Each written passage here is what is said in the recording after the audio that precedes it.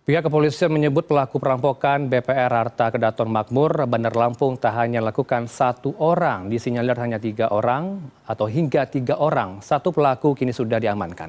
Apakah perampok Bank Harta Kedaton Makmur merupakan kelompok yang tergabung dalam sebuah sindikat maupun sebuah jaringan?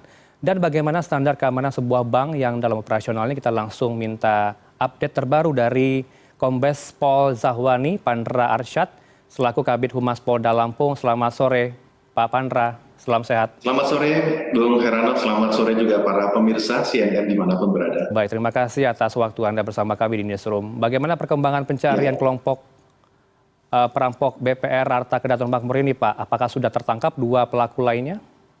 Ya, baik. Jadi perlu kami jelaskan telah terjadi sebuah percobaan aksi pencurian dengan kekerasan yang biasa kita mengenal sebutnya adalah terjadi peristiwa perampokan yang terjadi pada hari Jumat tanggal 17 Maret 2023 lalu sekitar pukul 9 waktu Indonesia bagian Barat terjadi di Jalan Laksamana Malahiyati, Kota Bandar Lampung.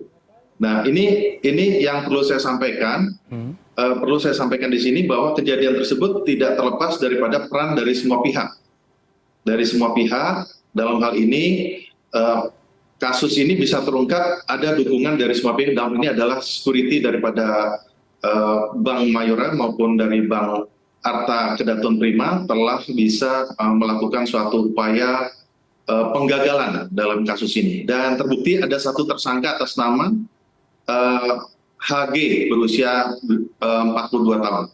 Dan ini sudah kita lakukan upaya penyidikan dan juga perlu saya sampaikan korban ini adalah 3 orang atas nama K, kemudian M, H, dan ada 1 orang lagi adalah seorang wanita. Tapi bisa diselamatkan atau yang saat ini kesemuanya baik tersangka maupun pelaku sudah diamankan. Begitu, Bung Heranov. Saya konfirmasi Pak Pandra, yang menggagal kali ini dari karyawan Bank Harta Kedaton Makmur atau Bank Mayora atau dari mana ya? Baik, jadi ini yang saya katakan, ketanggap segera mendapat informasi, begitu kita mendapat informasi, langsung kita melakukan datang ke TKP. Tetapi perjuangan seorang anggota Satpam sebagai satuan pengamanan swakarsa tersebut tidak terlepas dari upaya penggagalan ini dan menginformasikan kepada pihak kepolisian. Dan secepat itu juga anggota kepolisian dari Polres Tapan Bandar Lampung datang ke TKP dan memang yang menggagalkan pertama kali itu adalah Satpam atas nama inisial tadi K dan juga karena ini saksi yang harus kita lindungi. Nah, ini pada saat masuk ke dalam kaca atau ruangan pintu masuk di Bank Harta Kedaton Prima setelah mengambil uang sebanyak 300 juta tersebut, tiba-tiba ada seseorang yang menggunakan baju warna putih, kemudian kemeja lengan panjang cukup rapi, kemudian celana hitam, pentathlon, kemudian membawa tas. Seketika itu juga merebut uang yang saat itu dipegang atau setengah diamankan oleh satu pegawai bank, kemudian 2 orang anggota Satpam baik dari kedua bank tersebut, baik Bank Harta Kedaton Prima, Harta Kedaton Makmur dan juga Bank Mayora. Nah, kemudian sempat dilakukan pergumulan sehingga satu orang yang teridentifikasi tersangka tersebut mengeluarkan senjata yang menyerupai senjata air gun dan ditembakkan kepada korban ketika korban tersebut, tapi rupanya masih ada perlawanan. Dia keluarkan kembali senjata kedua, itu adalah senjata rakitan jenis seperti revolver dan itu dipatut diduga adalah senjata ilegal. Dan senjata itu mengakibatkan ledakan atau letusan tersebut mengenai daripada korban. Dan korban seketika itu juga, artinya dengan dukungan dari semua pihak, baik karyawan, kemudian anggota Polri juga sempat hadir untuk melakukan pengamanan, baik itu tersangka dan juga korban. Karena pada saat yang bersamaan tersangka ini sempat dihakimi oleh massa, sehingga perlu dilakukan penyelamatan terhadap tersangka supaya kita bisa mengungkap kasus-kasus dalam mengungkap kasus pencurian dengan kekerasan ini. Dan korban saat ini sudah dalam keadaan stabil karena sudah kami lakukan dukungan dari bidang kedokteran dan kesehatan dari Polda Lampung. Dan ini adalah perintah langsung dari Kapolda Lampung Irjen Pol Ahmad Wiyagus memerintahkan untuk melakukan dan mengungkap kasus ini sejelas-jelasnya. Dan ini adalah untuk menunjukkan bahwa program presisi adalah mampu memprediksi dan respon cepat, dan kita harus menyampaikan informasi kepada masyarakat. Pak Pandra. Dan sudah di Dirkrimum untuk melakukan asistensi dan membackup Satreskrim Polresta Bandar Lampung. Tadi malam kita melaksanakan gelar perkara dan juga sudah disampaikan konferensi pers oleh Kapolres Bandar Lampung, Kombes Ino Haryanto tadi malam, dan juga kami di Rumah Sakit Bayangkara. Kami langsung mengecek tersangka HG yang saat itu masih kita dalami pemeriksaan dan sudah terbukti bahwa pelaku HG pada saat melakukan aksinya sudah patut diduga menggunakan zat adiktif ataupun narkoba. Di antaranya sudah kita identifikasi menggunakan zat amfetamin, kemudian metapetamin, kemudian morfin, dan juga biozendipin, dan juga seperti itu. Yang sehingga ini yang patut diduga tanpa kesadarannya mereka melakukan aksinya sangat berani dan cukup berani. Baik, bisa dipastikan Pak Pandra, 3 pelaku ini merupakan sebuah sindikat atau jaringan yang selama ini diincar oleh kepolisian? Ya, jadi ini yang kami selalu melakukan pendalaman karena yang menjadi eksekutor dari saksi-saksi yang ada yang patut diduga memang pelaku ini terdapat 1 orang yang sudah terindikasi dan 2 diperkirakan melarikan diri. Tetapi eksekutor ini adalah tersangka HG ini yang berusia 42 tahun ini. Jadi kita tetap melakukan pengidentifikasian karena pembuktian dalam perkara atau kasus yang menjadi atensi publik ini atau perhatian publik ini adalah secara scientific crime investigation. Demikian, Bung Rano. Kalau untuk motif perampokan ini seperti apa ya Pak Pandra kalau Anda katakan tersangka HG merupakan pecandu narkotika? Ya, baik. Jadi kalau menurut pengakuannya, dia selalu namanya setelah pelaku pidana ini terkadang dia pengakuannya itu selalu dia katakan baru 1 kali atau pertama kali dia melakukan sebagainya. Tetapi kami sudah mengumpulkan barang bukti, alat-alat bukti yang lain. Dan motif daripada pelaku ini melakukan aksinya, ya sebagaimana kita ketahui sekarang, adanya rumus sebagaimana rumus kriminal.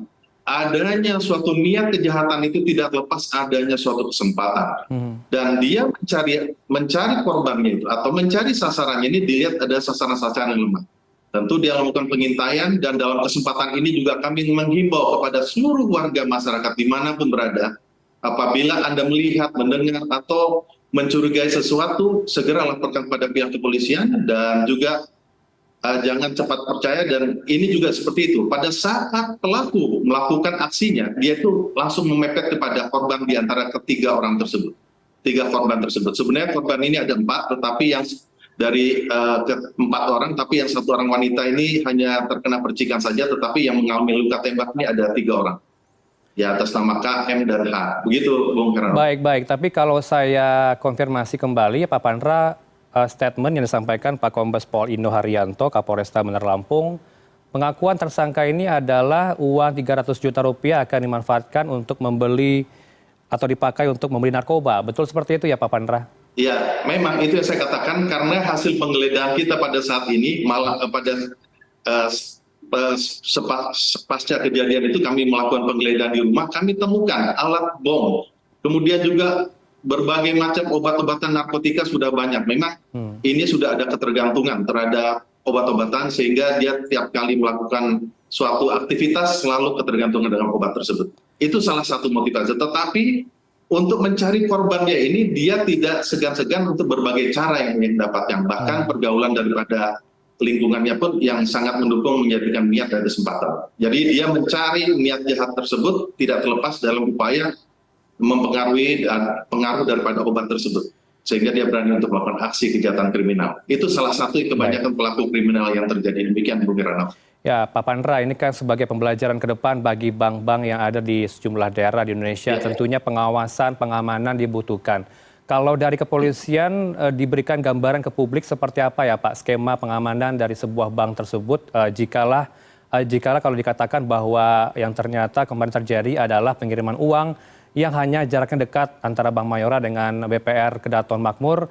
Tapi kalau untuk skema pengamanan apakah harus ketat dan harus dikawal kepolisian? Ya, jadi perlu kami beritahukan bahwa setiap kali objek vital tersebut tentu kita di sini adanya pengamanan objek vital. Nah, ini yang perlu dikoordinasikan. Sekali lagi kami berharap adanya koordinasi yang baik antara pihak-pihak yang menyangkut objek-objek vital termasuk warga masyarakat yang saya katakan tadi. Apalagi ini sekarang kita akan menghadapi bulan suci Ramadan 1444 Hijriah atau 1444 Hijriah tahun 2023 ini pasti banyak masyarakat yang akan melaksanakan aktivitas dengan transaksi uang yang tidak sedikit.